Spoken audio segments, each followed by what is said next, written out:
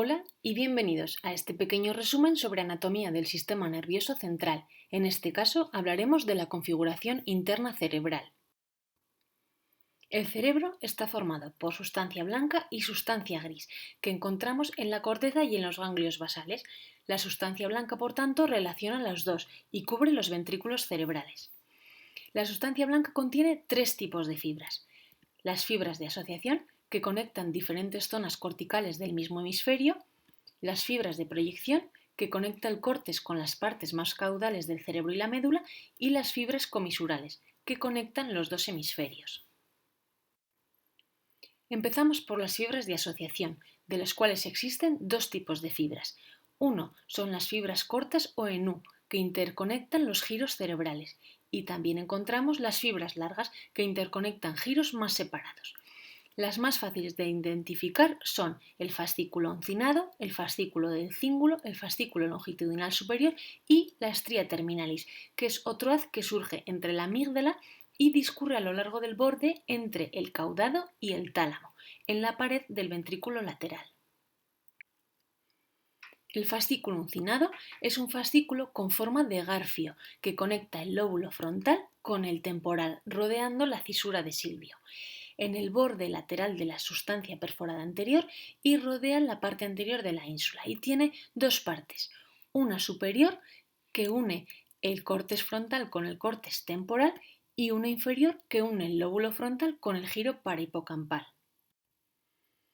Otro de los fascículos es el fascículo del cíngulo, que discurre por el centro entre ambos hemisferios cerebrales siguiendo la curva. Contiene fibras cortas y fibras largas y está en relación con el giro cingulado y el cuerpo calloso, que es el que marcamos. Si vemos esta fotografía un poco más ampliada y angulada, vemos este sería el fascículo del cíngulo en estrecha relación con el cuerpo calloso. El fascículo longitudinal superior es el más largo y está localizado en el borde superolateral del núcleo lentiforme y la ínsula. Discurre en forma de arco desde el lóbulo frontal, lateral a la cápsula interna, hacia parietal y occipital, donde continúa el giro para dirigirse hacia el lóbulo temporal. Tiene también un pequeño fascículo inferior longitudinal que discurre cerca pero separado de la pared del cuerpo occipital y temporal del ventrículo por las radiaciones ópticas, y también tiene otro pequeño fascículo más profundo. Las fibras de proyección son las que discurren ascendente y descendentemente a lo largo del eje. Por encima del tálamo toman una forma de abanico que se denomina corona radiada. Esta se continúa caudalmente con unas fibras más compactas que se denomina cápsula interna, la cual está delimitada lateralmente por el núcleo lentiforme, que lo forman el pálido y el putamen, que en este caso está resecado, y medialmente por el núcleo caudado en la parte anterior y el tálamo en la parte posterior. Podemos observar lo mismo en estos cortes de resonancia magnética. Vemos, por tanto, que la cápsula interna está delimitada lateralmente por el núcleo lentiforme, que lo forman el pálido y putamen, y medialmente en la parte anterior por el núcleo del caudado y en la parte posterior por el tálamo. Esta cápsula interna tiene dos brazos, anterior y posterior, que se unen en la rodilla, que alcanza la pared del ventrículo entre el caudado y el tálamo. La parte anterior conecta con la parte anterior y medial del tálamo y los núcleos del puente con el lóbulo frontal. La rodilla contiene fibras corticovulvares en los núcleos motores de los pares craneales, y la parte posterior, además de fibras que conectan la corteza con el tálamo, contiene fibras corticoespinales en los núcleos motores de las extremidades y el tronco. Las fibras que se curvan en la parte posterior del núcleo lentiforme se denominan fibras retrolenticulares, y las que pasan por debajo se denominan sublenticulares. Estas fibras sublenticulares llevan en la parte posterior las radiaciones auditivas, que van desde el cuerpo geniculado medial al giro transverso, y estas están en estrecha relación con las radiaciones ópticas, que van desde el cuerpo geniculado lateral a la cisura calcarina, y están separadas por una pequeña cantidad de fibra del techo y el asta temporal del ventrículo.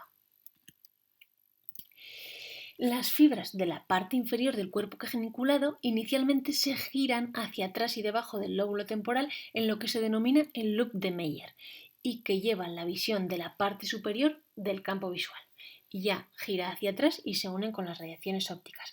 Os dejo también una pequeña imagen intraoperatoria en la cirugía despierta donde se localizan en profundidad las radiaciones ópticas.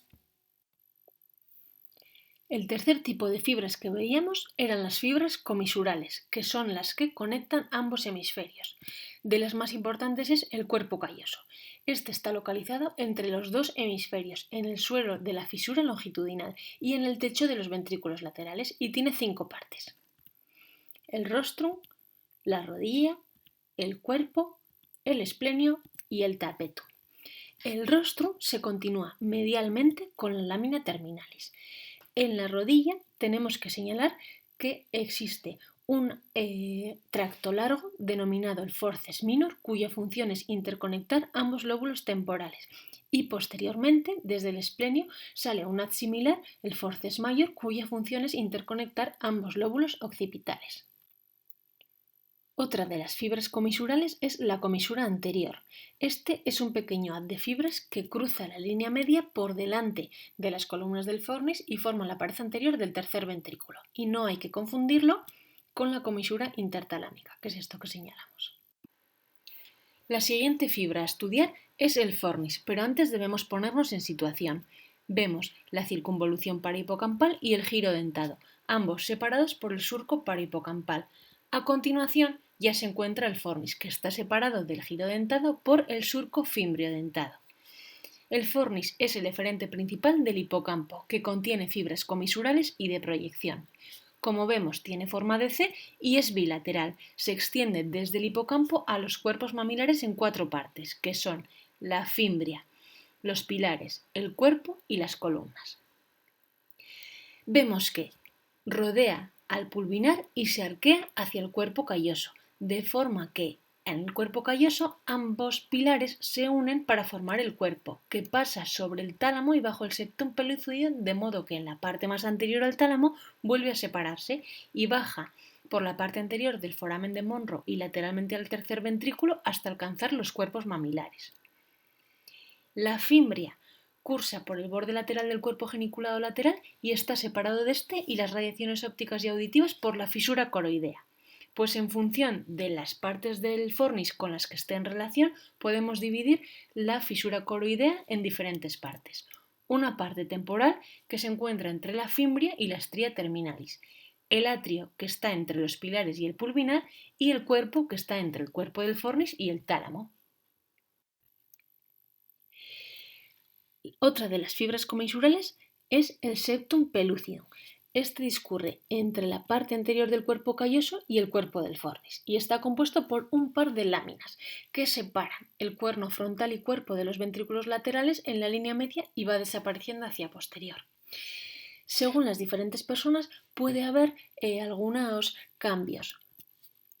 En este caso vemos un cavum septum pellucidum cuando esas dos láminas están separadas en la parte anterior, un cavum vergae cuando están separadas en la parte media y un velum interpositum cuando están separadas en la parte más posterior. Solamente señalar por último que en este resumen solo hemos hablado de sustancia blanca. Además de la corteza, en el centro también encontramos unos núcleos que son de sustancia gris.